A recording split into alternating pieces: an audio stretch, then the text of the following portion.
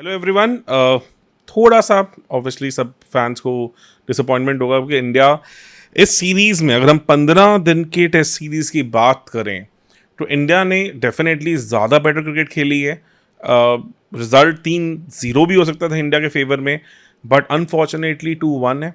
कुछ कुछ हद तक 2018 वाली सीरीज़ की याद दिला रही है। वहाँ पे एजबास्टन में हमें जीतना चाहिए था, साउथहैम्पटन में हमें जीतना चाहिए था, और फिर भी हम वो सीरीज़ 4-1 से हारे थे। क्या ऐसा हुआ, इस सीरीज को सेशन बाय सेशन डिस्कस करते हैं। क्या हम गलतियां कर रहे हैं, कहाँ हम और बेटर कर सकते थे, कुछ कुछ चीज़ें उन्हें डीपली एनालाइज करते हैं।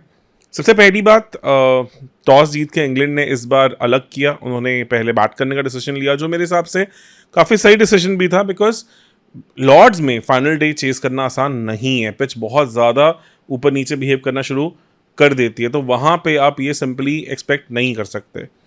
क्या था इस मैच में, कुछ चीज़ें ध्यान से चलते हैं। सेशन 1 स्टार्टिंग में क्लियरली पहले ओवर में ही डकेट का एज आया, कैरी नहीं की, तो बुमराह ने क्लियरली बोला कि यार पिच सॉफ्ट है, आप आगे आ जाइए। तो वहाँ मुझे लगता है रिकैलिब्रेशन की ज़रूरत थी, पर ठीक है, आपको इतना ईजी भी नहीं होता। उस पर्टिकुलर स्पेल में मुझे लगा कि Indian fast bowlers were little struggling to find their length, तीनों ही इनफैक्ट। थोड़ा सा फिर भी सिराज बेटर लग रहे थे, पर Bumrah was not able to find its length. थोड़ा टाइम लगा, और उस चीज़ में इंग्लैंड को ऑब्वियसली थोड़े बहुत मौके भी मिले, हाफ चांसेस से भी क्रिएट हुए, पर ऐसा कुछ प्रॉपर जेन्युइन चांस नहीं आया। नर्सरी एंड से वहाँ पे हमने देखा कि फिर नीतीश कुमार रेड्डी को लेके आए, और आते ही उन्हें एक्स्ट्रा बाउंस मिल रहा था नर्सरी एंड से, तो उन्होंने नर्सरी एंड पे जो स्लोप है वो बैटर से शुरू होकर डाउनवर्ड जाती है। मतलब कि अगर बॉल राइटी है तो वो ऑफ पे पड़ेगी तो वो बाहर की तरफ निकलेगी विद द स्लोप, तो उस तरह से आ रही थी। पर वहाँ अनइवन बाउंस था, तो एक ही ओवर में उन्होंने 2 विकेट्स ली, जो कि किसी ने एक्सपेक्ट नहीं किया था। आप सोचो ये इतना रेयर फीट है कि अपने मैच के पहले ओवर में 2 विकेट्स लेना या उससे ज़्यादा विकेट्स लेना लास्ट टाइम हमने 2006 में देखा था किसी इंडियन बॉलर से। सबको नाम याद होगा, इरफान पठान, उन्होंने वहाँ पे हैट्रिक ली थी। अदरवाइज पिछले 20 सालों में हमने कभी भी होते हुए नहीं देखा। तो इतना रेयर फीट था वो, Duckett down the leg side, थोड़ा एक्स्ट्रा बाउंस से चलते आउट, और उसके बाद सिमिलर सा डिसमिसल नहीं कहूँगा, सिमिलर सा एक्स्ट्रा बाउंस से कारण डिसमिसल क्रॉली का भी हुआ। वो भी थोड़ा सा फॉरवर्ड पुश पे गए, बॉल ज़्यादा बाउंस हुई और आउट। उस ओवर में इवन ऑली पॉप का कैच भी आया था, और वो शुभमन गिल नहीं पकड़ पाए। वैसा सा कैच बाद में हमने जो रूट से देखा, तो मैं नहीं कहूँगा कि वो कैच कैचेबल नहीं था। Obviously it was a chance gone begging, और उसका फिर फ़ायदा हुआ। उसके बाद रूट और पोप ने काफ़ी अच्छी बैटिंग दिखाई, मुझे लगा। उसके बाद जब इंडिया वापस आई लंच के बाद, तो एक बहुत प्यारा स्पेल हुआ इंडिया का। वहाँ पे run making was very difficult. Almost ऐसा था कि पिछले 9 ओवरों में कुछ 12 रन आए थे। वहाँ may be India could have pressed little harder. इस स्पेल को आगे फॉलो अप स्पेल थोड़ा बेटर मिला होता, थोड़ी और जान लगाई होती, तो इंग्लैंड 1 या 2 विकेट उस फेज में खो सकती थी। वो मुझे लगा कि इंडिया ने समाव कहीं ना कहीं मिस किया। उसके बाद टी के बाद बोनस विकेट मिली जडेजा की बॉल पे, पोप ने अपनी कॉन्सेंट्रेशन लूज की, आउट हुए। वो मेरे ख्याल से विकेट लेने वाली बॉल थी नहीं। और उसके बाद हमने पूरे मैच में, अगर उस मतलब पहले दिन में अगर एक moment of brilliance Jasprit Bumrah से देखा जाए, उससे ज़्यादा हम एक्सपेक्ट करते हैं कंसिडरिंग उनका वर्कलोड भी मैनेज हो रहा है, वो था ब्रुक की विकेट। बहुत प्यारी बॉल पड़ के अंदर आई, और ब्रुक के साथ हमने देखा है कंसर्न है कि जो बॉल पड़ के अंदर आती है उसमें फंसते हैं। एजबेस्टन में भी दोनों बार इसी तरह से आउट हुए थे। उसके बाद स्टोक्स आए, एक अलग रिजल्ट से आए थे इस टेस्ट मैच में। जो मुझे सबसे ब्रिलियंट चीज़ लगी इंग्लैंड के पॉइंट ऑफ व्यू से, कि उनके 2 दिग्गज प्लेयर्स ने, जो रूट और स्टोक्स ने, दोनों बार जब मैच थोड़ी ट्रिकी सिचुएशन में फंसा था, वहाँ पे एक्स्ट्रा ऑर्डिनरी रिजॉल्व करके दिखाया। 251 फॉर 4। मुझे लग रहा था इंग्लैंड 2 विकेट्स और बचा गया, 6 होता तो वो इंडियाज डे होता। वो मेरे हिसाब से इंग्लैंड डे था। अगर मैं अब मैच को इन द हाइंडसाइड देखता हूँ कि उस टाइम पे पिच में स्कोरिंग ईजी नहीं थी, फिर भी पिच में कुछ कुछ मॉइस्चर था, कुछ कुछ हेल्प थी। Second day pitch quicken up हो गई, बट वहाँ पे इंडिया ने बहुत अमेजिंग बॉलिंग की। आके बुमराह ने बहुत ब्रिलियंटली आई थिंक कहानी की कि वो उस टाइम नर्सरी एंड से कर रहे थे। स्टोक्स वाली बॉल बहुत ब्रिलियंट बॉल थी, बॉल सीम पे पड़ के अंदर आई, विद द स्लोप उन्होंने आउट किया। जो रूट की बॉल और स्पेशल थी क्योंकि वो अगेंस्ट द स्लोप वो बॉल को वापस लेके आए थे, और वहाँ पे जो रूट एक्सपेंसिव ड्राइव खेलते हुए आउट है। उसके बाद अगली बॉल पे वोक्स भी चले गए। इसी बीच में, इनकी 3 विकेट्स के बीच में, एक और बड़ा क्रिटिकल मोमेंट आया था कि केएल राहुल ने जेमी स्मिथ का कैच छोड़ा। मेरा थोड़ा इस लेके डिफरेंट पर्सपेक्टिव है। अगर जेमी स्मिथ का कैच हो जाता तो अगले ओवर में शायद जो रूट आउट ना होते, तो we don't know, and he also knows how to play with the tail. तो वो फेज मैं इतना ज़्यादा नहीं कहूँगा कि इंडिया ने गलत किया। गलती इंडिया ने क्या की, जब न्यू बॉल 10 ओवर पुरानी थी, उस दिन सिर्फ 6 ओवर उस न्यू बॉल से हुए थे, 6 या 7 ओवर, और उसमें 3 विकेट्स मिल गई थी। वहां पे भी इंडिया ने बॉल चेंज की बेवकूफ़ी की, वो मेरे बिल्कुल समझ नहीं आया, because that was one brain fade movement number 1 I would say in that test match which impacted that. और वो अगली बॉल उस हिसाब से नहीं मूव करी, तो उसके कारण फिर कैप्टन एजिटेट भी हुए, सब हुआ। 8 ओवर बाद फिर बॉल चेंज हुई, वो और कम मूव हुई, तो उस पूरे फेज में बॉल बिल्कुल डेड हो गई, और उसको इंग्लैंड ने बहुत अच्छे से यूज किया। वहां पे जेमी स्मिथ ने काउंटर अटैक किया, वहां पे ब्रेंडन कार्स ने काउंटर अटैक किया, और वो 84 रन की पार्टनरशिप, अगर हम हाइंडसाइट में डिस्कस करें तो वो बहुत बड़ा मेजर फैक्टर था इस टेस्ट मैच में। और वो बचाया जा सकता था अगर हम उस टाइम पे प्रोएक्टिव रहते, अगर हम उस टाइम पे बॉल के इस चक्कर में ना फंसते। वहां मुझे लगा कि थोड़ा सा as a captain, as a leadership group, जो लैक ऑफ एक्सपीरियंस है वो एक्सपोज हुआ। बिकॉज अगर एक बॉल आपके लिए अच्छा कर रही है तो उसे चेंज करवाने का क्या सेंस बनता है, वो मेरे बिल्कुल समझ नहीं आया। तो that was one brain fade movement from India, और नंबर 1 इन द मैच में कहूंगा। वहां इंग्लैंड को ऑब्वियसली फर्स्ट इनिंग्स के हिसाब से एक अबव पार टोटल मिल गया। अगर हम बात करें तो 387 बनते नहीं थे, जिस तरह की उनकी सिचुएशन थी। 320 330 तक हम रोक सकते थे। 50 रन हमने वहां पे ज्यादा दिए। अनिल कुंबले ने भी ये पोस्ट मैच शो के अंदर ही बात की थी। फिर इंडिया जब बैट करने आया तो जायसवाल बहुत ज्यादा एग्रेसिव मोड में लगे। पहले ओवर में 3 चौके आने के बाद ही was trying to play at every ball. उसमें आई थिंक थोड़ा सा आर्चर को फायदा भी हुआ। आर्चर ने इस मैच में ऐसा नहीं कि बहुत ब्रिलियंट बॉलिंग की, उन्होंने फिर भी बहुत हिटमी बॉल्स दी हैं, डाउन द लेग साइड चौके खाए हैं, सब किए हैं। बट एक मैचअप जो आर्चर के लिए बहुत ब्रिलियंटली वर्क करता है, जो बाकी इंग्लैंड बॉलर्स के पास नहीं थी एबिलिटी, वो थी ability to get the lefties out. इस मैच में आर्चर ने जो 500 विकेट्स ली हैं, मेरे हिसाब से वो सभी लेफ्टीज की ली हैं, या हाँ परफेक्टली लेफ्टीज की ही ली हैं। तो वो एक बहुत बड़ा प्लस पॉइंट था जो आर्चर के पास है और जो बाकी इंग्लैंड अटैक के पास नहीं था। जायसवाल अगर फॉर्म में ना होते तो शायद उस बॉल को मिस कर देते। एंगल क्रॉस थी उनकी, खेलने गए हार्ड हैंड से और स्लिप में कैच हुए। उसके बाद मतलब करुण नायर बहुत अच्छे लगे, बढ़िया लगे, पर फिर से उनकी एक जो प्रॉब्लम, जो थोड़े लेग साइडर्स रहते हैं, ओपन स्टांस से खेलते हैं, उसे जब बॉल पड़ के बाहर निकलती है तो उसे हार्ड हैंड से थोड़ा सा बॉल की तरफ जाने की कोशिश करते हैं, जो हमने ऑफ लेट रिसेंट पास में रोहित शर्मा के साथ भी देखा था। वही हुआ, बॉल पड़ के हल्की सी डिविएट हुई स्टोक्स की और उसे स्लिप में दे बैठे, और वहां पे जो रूट ने वर्ल्ड रिकॉर्ड कैच पकड़ा और ये भी दिखाया कि कितनी इंपॉर्टेंट होती है स्लिप फील्डिंग और कितनी अंडर एस्टिमेटेड स्किल है। गिल जल्दी एक्सपोज हुए चलते में, और गिल इस टेस्ट मैच में जो एक डिफरेंस दिखा पिछले टेस्ट मैच के कंपैरिजन में, पिछले टेस्ट मैच में जब बैटिंग करने आए थे एक बहुत कामिंग इफेक्ट के साथ आ रहे थे, यहाँ थोड़ा एजिटेटेड लगे, थोड़ा डिफरेंट लगे। मे बी थोड़ी एक टेस्ट मैच जीत गए थे, एक डेस्परेशन भी थी कि एक और टेस्ट मैच जीता जाए।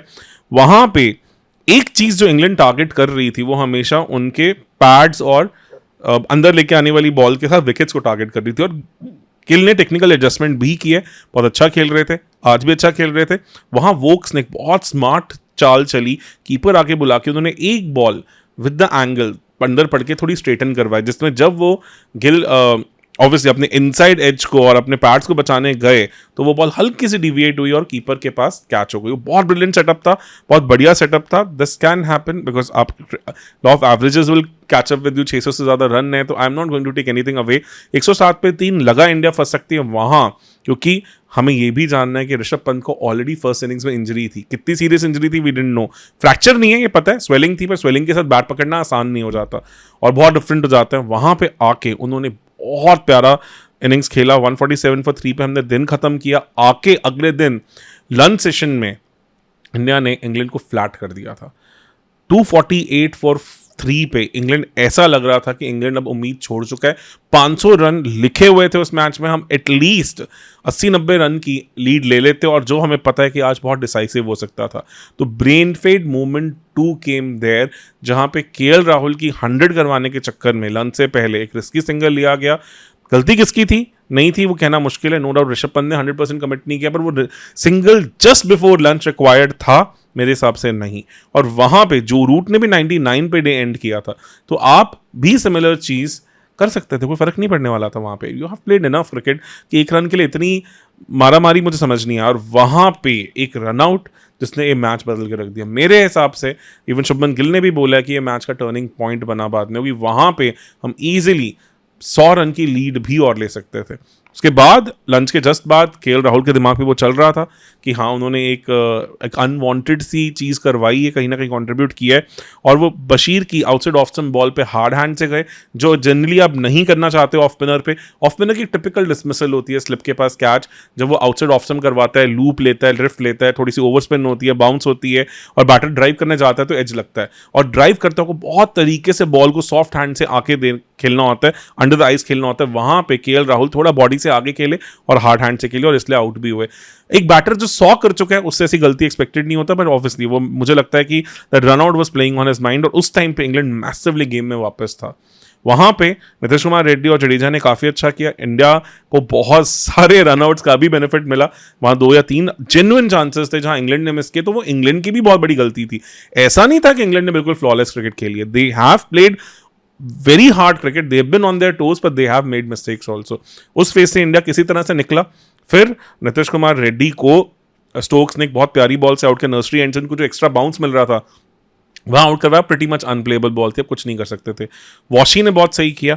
फिर इंडिया का जो थर्ड ब्रेन फेड मोमेंट मुझे लगा इस सीरीज में, वो था जब बॉल सॉफ्ट हो गई थी, सब कुछ सही था, वहां पे 374 फॉर 6 हम थे, हमें सिर्फ 13 रन और चाहिए थे इंग्लैंड के स्कोर को ऊपर जाने पर। वहां हम बिल्कुल रुक गए, बैठ गए, समझ ही नहीं आया क्या हुआ, और उसी चक्कर में एक डाउन द लेग बॉल आई, उसे जडेजा मारने गए, बहुत अनफॉर्चुनेट आउट हुए, बट उसके बाद भी सिर्फ हम 11 रन दूर थे। वहां पे वॉशिंगटन सुंदर की टैक्टिक्स मुझे समझ नहीं आई। वहां पे उस पूरे फेज में हमने 10 ओवर में 13 रन स्कोर करके 4 विकेट्स लूज की, and we knew that with ball doing a bit wickets were pretty much on the cards. Jasprit Bumrah अपने विकेट को उतना वैल्यू कभी भी नहीं करते हैं, 4 डक्स उनके बैक टू बैक थे। वहां पे we know he is a sitting duck, वो मतलब आउट होते हैं, नो डाउट सेकेंड इनिंग में रिजॉल्व दिखा, बट फिर भी फर्क है। वहां मुझे वॉशिंगटन सुंदर की टैक्टिक्स बिल्कुल समझ नहीं आई, तो वहां इंडिया ने थर्ड ब्लंडर किया। We could have easily added 30-40 run more, और वो आपको पता है इस मैच में कितना इंपैक्ट डालता। उसके बाद इंग्लैंड बैट करने आई। इंग्लैंड ने बैटिंग करते हुए आई थिंक काफी ड्रामा हुआ डे 3 के एंड पे। वो इस मैच का बहुत इंपॉर्टेंट पिवटल मोमेंट था कि उसने कहीं ना कहीं चीजों को फायर अप किया। एक चीज है, एज अ कैप्टन मैं शुभमन गिल से काफी इंप्रेस्ड हूं, ये shown lot of good positive science, पर एक चीज है, आप एक लेजेंड विराट कोहली के एक स्टाइल को कॉपी करने की कोशिश कर रहे हैं, you are firing it up, then you need to back it up also with your calmness. क्योंकि विराट जब बैट करने जाते थे एक रिजॉल्व और कामनेस से जाते थे आफ्टर ऑल दैट हीट, वो चीज फिर ऑब्वियसली हमने बाद में देखा कि उनसे मिसिंग था। डे 4 पे विकेट एकदम से बहुत अजीब हो गई थी, गर्मी थी बहुत ज़्यादा इंग्लैंड में इस बार, लंदन में बहुत गर्मी थी, पिच टूट सी गई थी, उसके कारण काफ़ी ज़्यादा नर्सरी एंड से तो इनसेन बाउंस मिल रहा था। वहाँ पे Bumrah kept hitting that 8 meter length, and that I felt he bowled much better in the second innings. First innings में फर्स्ट डे मुझे बहुत फ्लैट लगे, बहुत विद इन हिमसेल्फ करते हुए बॉल लगे। नो डाउट उनको रन नहीं पड़े, वो पढ़ते भी नहीं है उनको, because is immaculate with his lines and lengths, but वो थोड़ा सा जो एक्स फैक्टर, वो जील, वो जिप होता है, वो थोड़ा मिसिंग लगा। सेकंड इनिंग्स में ऐसा नहीं था, he was unlucky, couldn't get a wicket in the first spell. Siraj को उसका बेनिफिट मिला कि डकेट ने प्रेशर रिलीज करने के चक्कर में एक बहुत एवरेज शॉट खेला। जितना हम जायसवाल की सेकंड इनिंग से डिसमिसल को क्रिटिसाइज करते हैं, उतना डकेट की भी डिसमिसल को करना चाहिए क्रिटिसाइज, वो बहुत एवरेज शॉट था। और उसके बाद Ollie Pope was set up beautifully by Siraj, एक वॉबल बॉल पड़ के अंदर आई पवेलियन एंड से विद द स्लोप, और वो बेनिफिट करता है स्लोप के साथ, बॉल पवेलियन एंड से अंदर ही आती है, तो उसको ऑली पॉप नहीं पढ़ पाए। ऑब्वियसली पॉल राइफर ने उसे आउट नहीं दिया, तो उन्होंने इस मैच में बहुत ही ज़्यादा ऑर्डिनरी एम्पायरिंग की इंडिया के अगेंस्ट, और ये वन ऑफ द इंस्टेंसेस थे, और भी बहुत सारे ऐसे इंस्टेंसेस थे। वहाँ पे England looked like losing the plot, और फिर नीतीश कुमार रेड्डी का introduction was a brilliant movement. फिर से उन्होंने नर्सरी एंड से लेके आया था, थोड़ा एक्स्ट्रा माउंट सा गली रीजन को पैक किया, क्योंकि हमने देखा है कि फुलर बॉल्स पे जो थोड़ी सी अवे स्विंग हो रही होती है, वहां पे जैक क्रॉली हार्ड हैंड से खेलने जाते हैं और एयर बॉर्न हो जाते हैं। वैसा सा ही डिसमिसल सिराज ने एजबासन में भी किया था सेकेंड इनिंग्स में, और वही डिसमिसल यहाँ पे सेम डिसमिसल सेकेंड इनिंग्स में नीतीश कुमार रेड्डी ने किया 3 विकेट्स इस मैच में। I think is justified as inclusion significantly. 50 पे 3। इंग्लैंड को एक चीज़ समझ आती है, अगर पिच मिसबिहेव करती है, हम फंस गए, तो इंग्लैंड एक ही चीज़ जानती है, काउंटर अटैक। वहाँ पे पता था कि हैरी ब्रुक थोड़ा ओवरडू कर सकते हैं, फंस सकते हैं, और वहाँ इंडिया ने बहुत ब्रिलियंटली प्लान किया। फील्डर थोड़ा फाइन किया, उनको इंकरेज किया कि आप वो शॉट खेलने जाएं, और पर बॉल को एग्जैक्ट फुल ना करके थोड़ा पीछे खींचा। ओवर पिच थी पर थोड़ी पीछे थी, जिसके चलते वो बॉल के बिल्कुल नीचे नहीं आ पाए और बोल्ड हो गए, और 87 फॉर 4 लगा था इंग्लैंड यहाँ पे बिखर जाएगी। उसके बाद लंच हुआ, लंच के जस्ट बाद पहली बॉल आकाशदीप की नो बॉल, और उस पर ध्रुव जुरेल ने कैच भी छोड़ा। वहां पे मुझे लगा एक इंडिया ने गलती की कि कीपर आगे इतना ज्यादा और रखना नहीं चाहिए। तो कि होता क्या है, जब कीपर आगे रखते हो तो बॉलर जनरली थोड़ी फुलर लेंथ बॉल करने शुरू कर देते हैं, क्योंकि उनको डर होता है कि बॉल बाउंस होगी नॉगली तो कीपर के लिए पकड़ना मुश्किल हो जाएगा। उस चक्कर में जो 7-8 मीटर लेंथ में एक्स्ट्रा अनइवन बाउंस की हेल्प थी, वो इंडिया ने थोड़ी सी मिस की। मुझे लगता है आकाशदीप का थोड़ा बेटर यूज वहां पे हो सकता था, वो एक गलती इंडिया से हुई वहां पे, no doubt. Joe Root was edging the ball, was not middling it, same was the scene with Stokes. उन्होंने अमेजिंग मेंटल रिजॉल्व दिखाया दोनों इनिंग्स में। उस इनिंग्स में भी वो 67 रन की पार्टनरशिप आज कितनी पिवटल है। इंडिया के पास पूरी इनिंग्स में, फोर्थ इनिंग्स में एक भी 50 रन की पार्टनरशिप नहीं आई। वो कितनी क्रिटिकल पार्टनरशिप थी, और उस पार्टनरशिप ने इस मैच को डिफाइन किया। 154 फॉर 4 मुझे लग रहा था मैच खत्म हो गया, इंडिया की गिरफ्त से बाहर जा चुका है। चेस करना आसान क्यों नहीं है? अगर आप देखें 190 है, 190 से ज्यादा का स्कोर इंडिया ने सक्सेसफुली सिर्फ अपनी हिस्ट्री में 15 बार किया है। जी हाँ, 15 बार। उसमें से 9 बार हमने इंडिया में किया, घर पे किया, और 6 बार हमने इंडिया के बाहर किया। 6 बार इंडिया के बाहर कब? 2 बार श्रीलंका में 2001 2010 में हमने 257 और 264 चेज किए थे, और उसके सिवा हमने एडिलेड में फेमस विक्ट्री 2003 की, जहां पे राहुल द्रविड़ ने जितवाया था, 230 चेज किए। और उससे पहले पोर्ट ऑफ स्पेन जाना पड़ेगा 1976 में, जब हमने 403 चेज किया था। 1968 में न्यूजीलैंड में हमने 200 चेज किया था। इसके सिवा इकलौता जो इंस्टेंस और है वो गाबा है। तो आप सोच सकते हैं कितने रेयर इंस्टेंसेस हैं जब इंडिया 190 190 प्लस स्कोर्स एशिया के बाहर चेस कर पाए। 4 बार एशिया के पास चेस किया है, उसमें से हम सबको पता है 2003 2021 कितनी स्पेशल विंस थी, और उससे पहली जो आई हैं वो 50 साल या उससे ज़्यादा टाइम पहले आई हैं। तो इतना रेयर होता है स्कोर करना, तो वो टोटल उस कैटेगरी में चला गया था जहाँ पे वापस आना मुश्किल था। पर वहाँ पे वॉशिंगटन सुंदर ब्लेड ब्रिलियंटली, आई थिंक उन्होंने जो रूट को वहाँ फील्ड नहीं दी थी स्वीप के लिए, तो जो रूट एक्सपेक्ट भी नहीं कर रहे थे कि उस तरह की लाइन एंड लेंथ आएगी। थोड़ा मुझे लगता है कि उन्होंने ब्लफ किया, या शायद में भी एरर इन लाइन या क्या था, पर जो रूट का भी वो आफ्टर थॉट था। स्वीप करने गए, नर्सरी एंड से बॉल हो रही थी, तो बॉल बैटर के लिए पड़ के बाहर की तरफ जानी चाहिए थी, जो कि ऑफ स्पिनर के अगेंस्ट होता है, और वहीं जो रूट फंसे, बॉल थोड़ी स्ट्रेटन हुई, बोल्ड हुए। उसके बाद same happened with Jamie Smith. जो रूट के डिसमिसल के चलते अब इंग्लैंड भी इस मैच में बहुत नर्वस होकर खेला है। ऐसा नहीं था कि वो भी बहुत कॉन्फिडेंट थे, उन्होंने भी ब्लंडर्स किए हैं। जेमी स्मिथ स्वीप खेलने नहीं गए, उनको यही डर था कि कहीं वो आउट ना हो जाए, और उसके चलते वो थोड़े मिडिल में फंसे, और वो बॉल में ड्रिफ्ट था, उस बॉल में ओवर स्पिन थी, सब कुछ था। बॉल थोड़ी स्ट्रेटन हुई, और Jamie Smith was bowled, he was playing for the wrong line because he was expecting the ball to turn, पर नर्सरी एंड का फायदा उठाया वहां पे।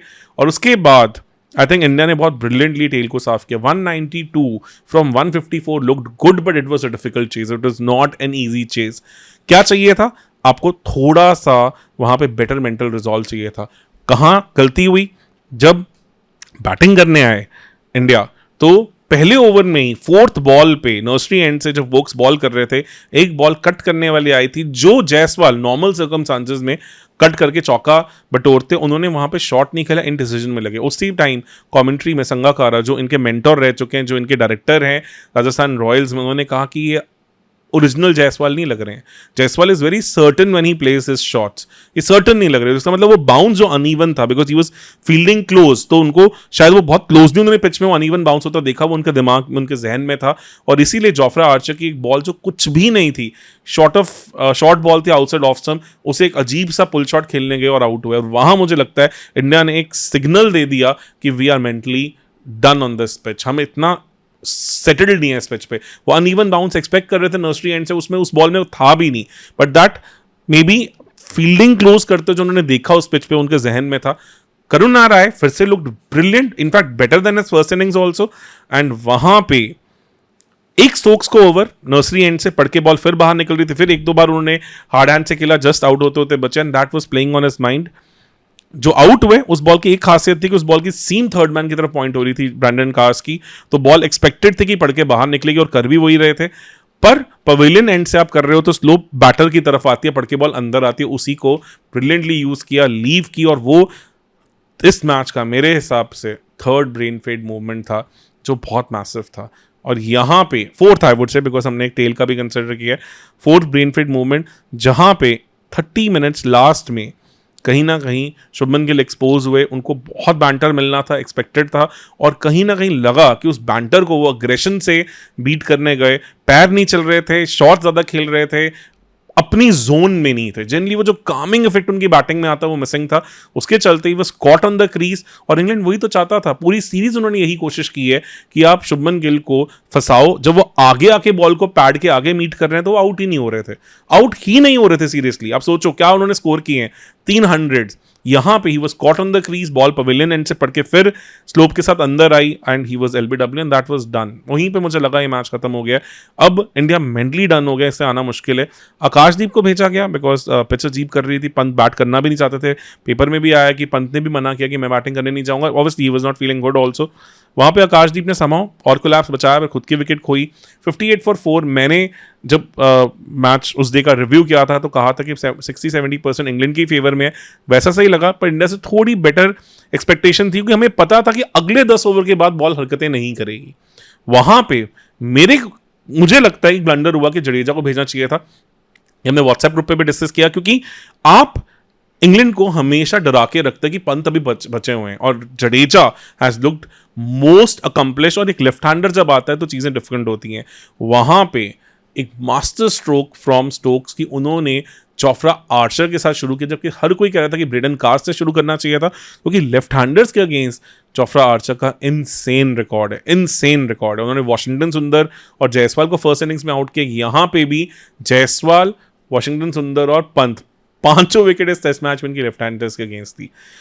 ड्रीम बॉल उस टाइम पे पवेलियन एंड से बॉल कर रहे थे, तो वो नर्सरी एंड से नहीं करे, तो पवेलियन एंड से बॉल पड़ के लेफ्टी के लिए बाहर ही जाती है. उसी स्लोप को यूज किया, सीधी होके बॉल थोड़ी सी बाहर निकली और वहां एंगल के साथ अंदर आ रही तो पड़ के स्ट्रेटन हुई, और वहां फिर ऋषभ पंत कुछ नहीं कर सकते. उस बॉल पे आप कुछ नहीं कर सकते. एट 140 किलोमीटर्स पर आवर अगर बॉल ऐसा करती है तो आप कुछ नहीं कर सकते. And we have to understand he was not mentally 100% there, because injury भी उनके दिमाग पे प्ले कर रही थी. वहां लगा इंडिया का मैच खत्म हो गया.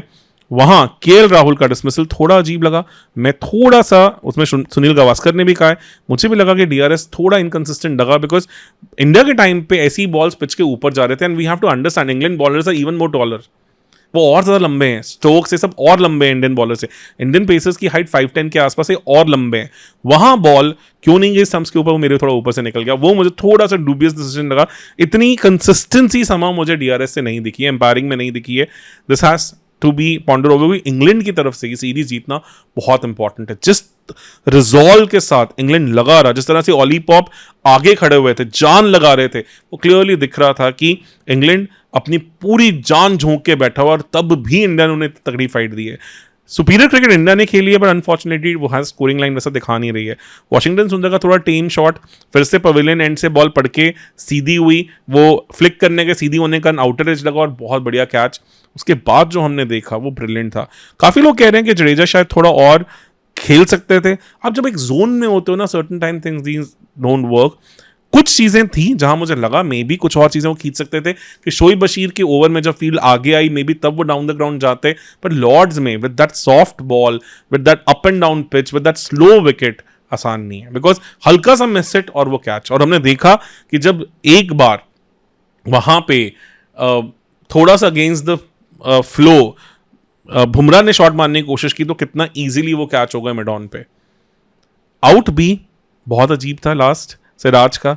कुछ पुरानी मेमोरीज आई. 99 की मेमोरी एक मेरी, चेन्नई टेस्ट मैच में श्रीनाथ भी ऐसे ही बोल रहे थे, सकलेन मुश्ताकी दूसरा पे डिफेंड करने गए थे. ओवर स्पिन था उस बॉल में भी. ओवर स्पिन से होता क्या है कि बॉल इस तरह से ज्यादा रोटेट कर रही होती है, तो पड़ने के बाद बॉल वापस आ गई. अगर वो ओवर स्पिन ना होती तो शायद वो डिफेंड करने के बाद बॉल आगे निकल जाती, वापस ना आती. अनफॉर्चुनेट था, पर आई थिंक शायद इंग्लैंड की किस्मत में टेस्ट मैच लिखा हुआ था. कहीं ना कहीं उन्होंने गलतियां इस टेस्ट मैच में थोड़ी कम की इंडिया से, यही और था। और फाइनल डे मुझे ऐसा नहीं लगा कोई ब्रेन फेड मोमेंट था, इंडिया प्लेड देयर बेस्ट। थोड़ा बहुत और टाइट कर भी लेते तब भी what we saw is an exceptional fight back, इससे ज़्यादा हम नहीं कुछ और उम्मीद कर सकते हैं। मैनचेस्टर के लिए मुझे लगता है कि करुण नायर का अब टाइम शायद अप हो चुका है। 22 की एवरेज अगर आप स्कोर कर रहे हो तो वो इंप्रेसिव नहीं है, कोई बहुत फ्लैट कंडीशंस मिली। अगर मैनचेस्टर में रिलेटिवली ऐसी फ्लैट कंडीशंस मिलती हैं और बुमराह भी खेलते हैं तो वहाँ पे वाशिंगटन सुंदर भी इंपॉर्टेंट होगी, क्योंकि बॉल टर्न करेगी। मैनचेस्टर में बाउंस ज़्यादा होता है, रेड सॉइल कंटेंट ज़्यादा होता है, मतलब रेड सॉइल मतलब बेसिकली सैंड कंटेंट ज़्यादा होता है, तो ज़्यादा बाउंस करती है। लैंकशायर के लिए ऑलरेडी 2022 में काउंटी क्रिकेट खेल भी चुके हैं सुंदर, तो सुंदर के पास उस पिच का काफ़ी एक्सपीरियंस है, तो वो उसे अच्छे से यूज़ कर सकते हैं। क्या कुलदीप यादव आ सकते हैं? मुझे नहीं लग रहा उनकी जगह बन पाएगी, क्योंकि मुझे लग रहा है कि इंडिया 8 तक ही बैटिंग खिलाएगी और उसके साथ 3 पेसेस लेके आएगी। हाँ, थोड़ा ब्रेव किया जा सकता है, पर मुझे लग नहीं रहा ये टीम इससे ज़्यादा कुछ करेगी, क्योंकि हम बहुत आर्म रेसल जैसे क्रिकेट खेल रहे हैं। हमें पता है कि कुछ और मोमेंट्स हम बेटर कर लें तो हम इस टेस्ट मैच को जीत सकते हैं। Should we be disappointed? Yes, because इस टीम ने जैसा खेला है they deserve better, but I think it's all parts and parcels of the game. अगर किसी ने मुझे स्टार्टिंग ऑफ द सीरीज में कहा होता कि इस टीम से हम ये इससे ज़्यादा एक्सपेक्ट कर सकते थे, तो मैं कहूँगा नहीं। इंग्लैंड ने अपनी पूरी जान झोंकी है। आप सोचो, Stokes 10 over on the trout किया, वो स्पिनर नहीं है। 130 से 140, 135 से 40 के बीच में बॉल कर रहे हैं। It's like mind over body था उनका। एडक्टर इंजरी उनको फर्स्ट डे हो गई थी, लंगड़ा लंगड़ा के चल रहे थे, उसके साथ ये कर पाना अनइमेजिनेबल था यार, अनइमेजिनेबल। इंग्लैंड को पता था, उन्होंने अपनी पूरी जान झोंक दी, क्योंकि बेसबॉल का पूरा वजूद खतरे में था इस सीरीज के साथ। वहां पे मुझे अब थोड़ा फर्स्ट टेस्ट मैच चुभता है कि अगर हम 190 भी नहीं चेस कर पा रहे, और चेस करना आसान नहीं होता, वहां हम 370 क्यों नहीं डिफेंड कर पाए, वो थोड़ा सा इंपॉर्टेंट था। एक मोमेंट और था जो इरफान पठान ने भी अपने वीडियो में शेयर किया और मुझे भी लग रहा है इंपॉर्टेंट था, कि बुमराह ने 4th डे पे 5 ओवर स्पेल किया। जब जो रूट आए तो उनके साथ 1 ओवर और क्यों नहीं? जब आपके इंजरी मैनेज्ड है, आपको कम ओवर्स करने हैं और आपको पता है कि आप सिर्फ 3 टेस्ट मैच ही खेल रहे हो, तो फिर वहाँ पे वो एक्स्ट्रा एफर्ट क्यों नहीं? क्योंकि अगर वहाँ जो रूट आउट हो गए होते, शायद हम 120-130 चेस कर रहे होते।